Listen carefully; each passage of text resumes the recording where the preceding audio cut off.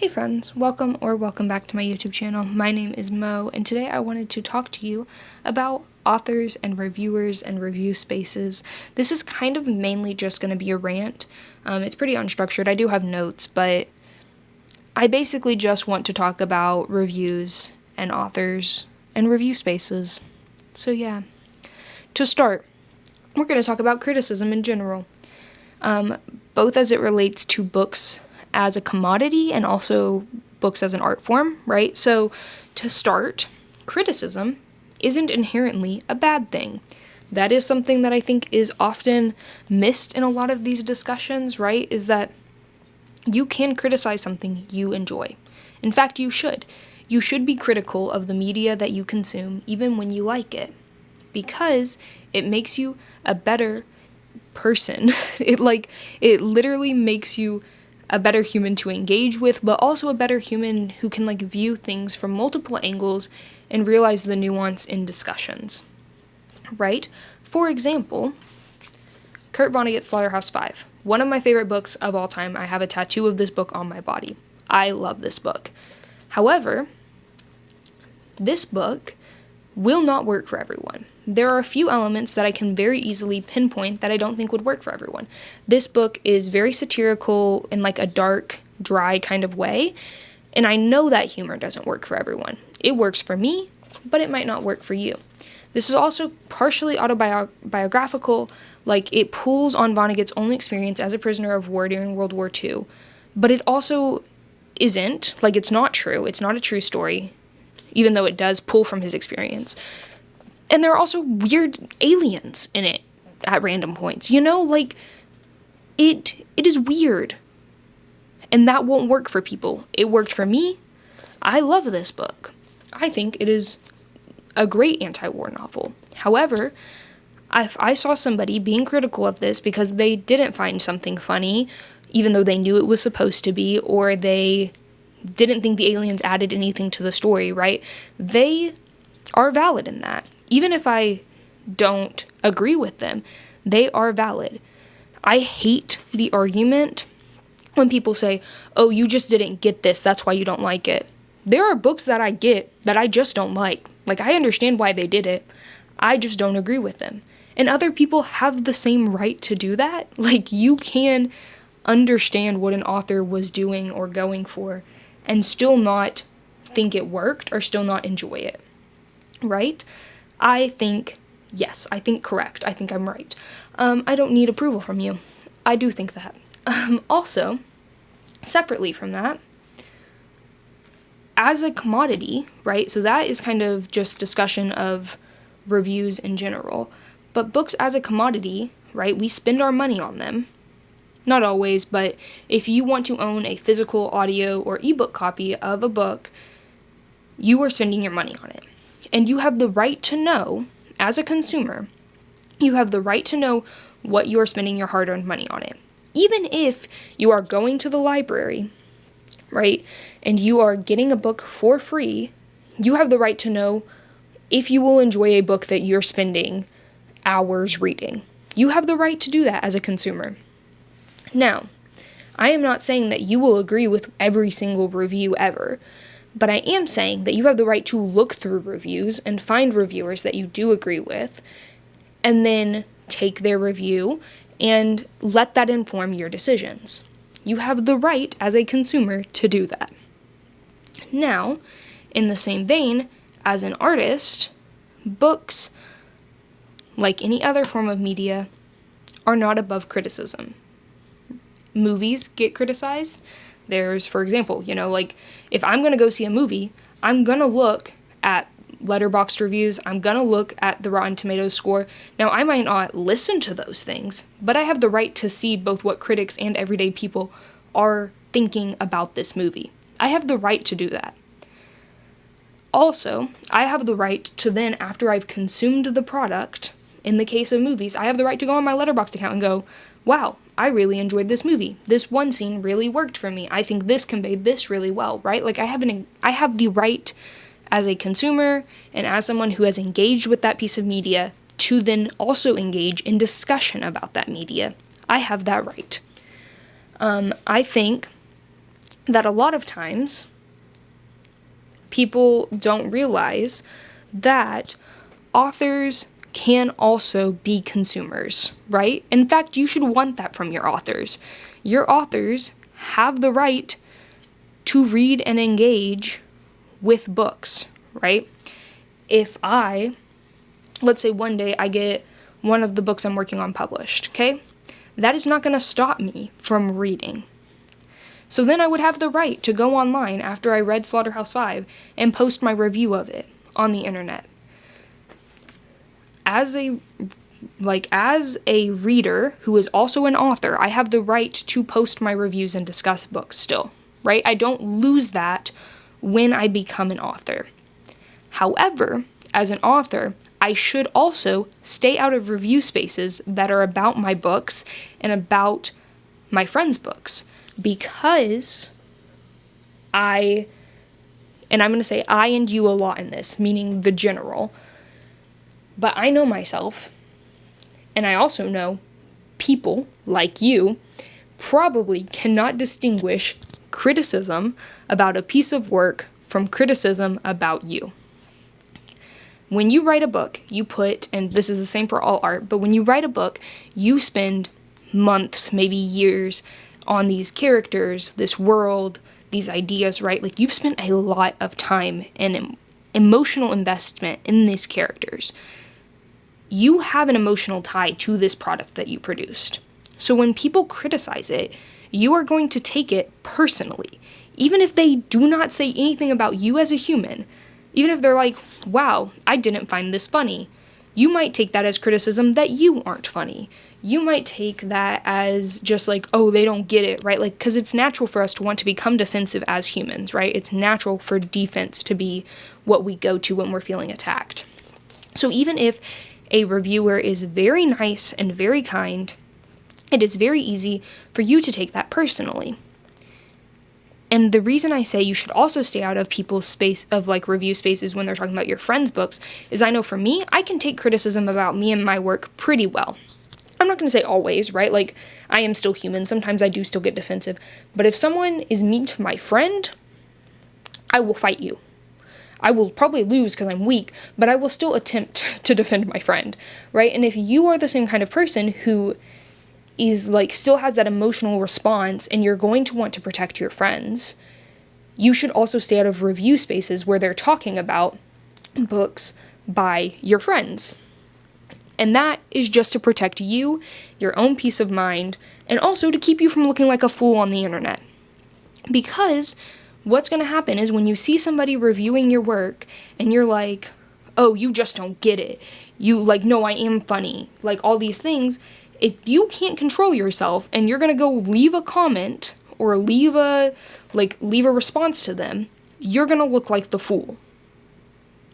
No one is going to take you as an author going into someone's review space, telling them that they understood it wrong or that they are wrong for not liking your book. No one's going to take that well. You're going to look like a fool. So, both for your own future of your career and also for your own mental, clarity and safety, stay out of review spaces where people are talking about your books. I am not saying you can't review books as an author. As an author, once again, I think you have the right because you are still a consumer. But you, like anyone else, need to be conscious of making sure that your reviews are critical and aren't a moral attack against the author. For example, good example, authors throughout history have been critical of each other's work. I'm going to use Tolkien and Lewis as this example. Tolkien very much has, during his life, talked quite a bit about how he didn't like metaphors. He didn't like a lot of, world building that doesn't make sense. He doesn't like metaphors and all these, random things that Lewis does in his writing. The Chronicles of Narnia is all just one big metaphor, right? It is the Bible. Not literally, but, you get it. But Tolkien and Lewis were great friends, right? You can be critical of work of your friends and that not detract from your friendship because you are not your art. No matter how much you tie yourself to your art. At the end of the day, your art is a book that you wrote. You are a human who is much more nuanced and has feelings and has thoughts and stuff that you can never fully capture on paper. Now, this is not a whole, separate the art from the artist argument. I want to be very clear about that. There are plenty of authors that I will never read from because I morally disagree with them as humans. If the author is still alive, they will profit from you purchasing or talking about their book, right? So I am not saying, separate the art from the artist in that sense, but I am saying that you, at the end of the day, you are not what you produce. You may profit from it, you may get, both financially and also, opportunity-wise, you may profit from it, but at the end of the day, criticism of your art is not reflective of criticism of you. Now, people might criticize you. People might be very critical of you for all sorts of reasons, both valid and invalid, right? Some people might genuinely disagree with an action you took. That is a very valid reason to morally disagree with someone. I morally disagree with J.K. Rowling. I will never fund something that is going to fund J.K. Rowling because I love trans people. I'm not going to do that, right? But that doesn't mean that someone who is reviewing the first Harry Potter book, right? Maybe they aren't online. Maybe they don't know for some reason that J.K. Rowling is a terrible person, right? Just because they are reviewing a book, if they don't know anything about J.K. Rowling, but they read the first Harry Potter book and they say, wow, this really didn't work for me. I don't understand why this kid's a wizard, even if you don't agree with that review, that is a valid review that someone can put into the void, and that review is not reflective of Rowling's character. Now, if someone was like, hey, this book is anti-Semitic, and you can see that there is some very much anti-trans rhetoric in Rowling's work, that review is both valid and also reflective of Rowling's character, right? Because the books do contain that content, and Rowling has proven herself to be someone who has engaged in those kind of activities. Now, someone could also, completely separate, just be like, wow, you should die. And that is not reflective of the books or of Rowling's character. You could think that, but once again, those things are all completely different, right? So reviews require nuance. In the same way that star ratings do not allow that, right? So you write a review, okay? It's a very long, thought-out review, and then you give something 2 stars, okay? Some people are going to see the 2 stars and immediately be like, I don't need to read this because I know that you didn't like the book. And I'm not saying that there is an issue with star ratings inherently. If you look at my story graph, all of my reviews are just star ratings. Because for me, my story graph is just a way for me to get fun graphs. All of my full thoughts and written out reviews are written in a journal. Okay? But it also leads people to either not read the content you have written out, right? I'm only looking for the 2 stars. I don't care what you have to say. Or it leads to people being kind of lazy like me, where I just don't end up typing up my reviews because for me, I just need the graph. So those things can both be true. But the other thing with star ratings is that your star rating system and mine are going to be completely different. First off, I use StoryGraph, which gives you quarter, half, and full stars, up to 5. But if you use Goodreads, or maybe you just don't like having quarter and half star ratings, maybe you only use full star ratings. So that inherently will automatically make our scales different. But also, I don't use quarter reviews. I only use half and full stars. And for me, for example, 5-star to me is a great book. My 5-star books do not mean I have no criticism of them. I want to be if you haven't already got it from this whole rant, I like criticism. Example, Lord of the Rings, one of my favorite series of all time. I have notes. I do have notes. Now, I'm not saying I could write better than Tolkien, but I do have notes about the book. I do have criticisms. And that's going to be true for every book on my shelf, even ones that are 5 stars. But to me, a 5-star book is as close to perfect as I feel like a book can get when it is written by a flawed human. A 1-star to me is that I morally, I hate this book. I think there are moral issues with it. I think it is a poorly written and poorly crafted book. I hate this book. But a 2.5 star, for me, that's an okay book. I didn't love it. I didn't hate it. I don't really have any strong feelings for it. 2.5 for me is pretty middle of the road. Now, for a lot of people, 2.5 means I despised that book. A lot of people don't give things below a 3 star. I am clearly not that person, but a lot of people do.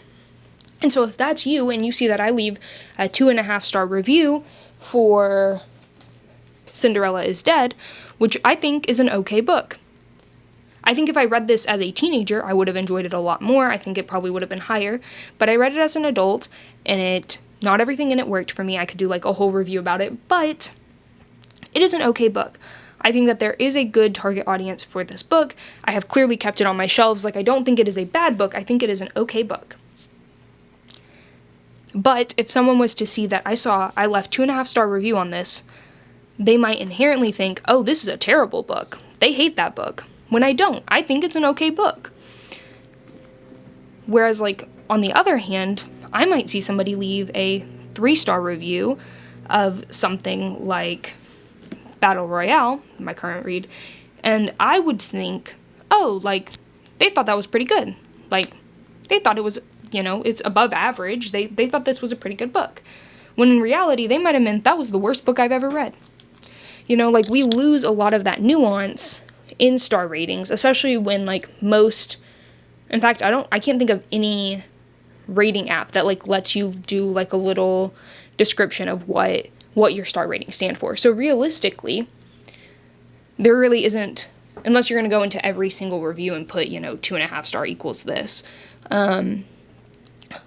Review apps limit us in our ability to say, this star or this half star equals this. But yeah, that is where some lack of nuance starts. I think some other lack of nuance that happens with the star rating is that people read a variety of things. For example, I read everything from middle grade fantasy to adult, literary books to nonfiction, right? I read pretty much everything that I think I would enjoy. Okay, so sorry, I just shook the camera, and when I rate things, I am not rating Fence Striking Distance, which is a YA novel that is basically, and I mean this in the best way possible, published fan fiction of the Fence graphic novel series.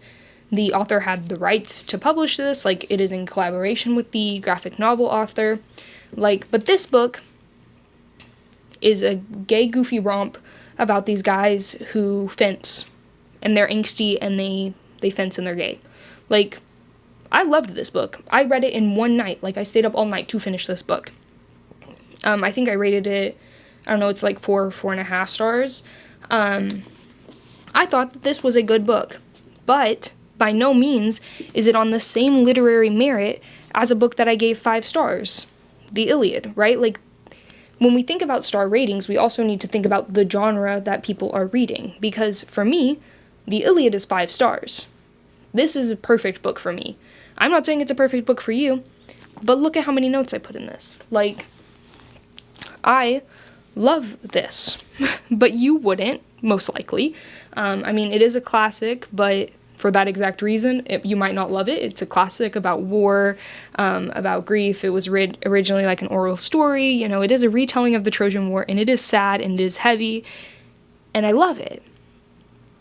And if you look at my ratings, just my star ratings, this is a 5 star, and this is a 4 or 4.5 star.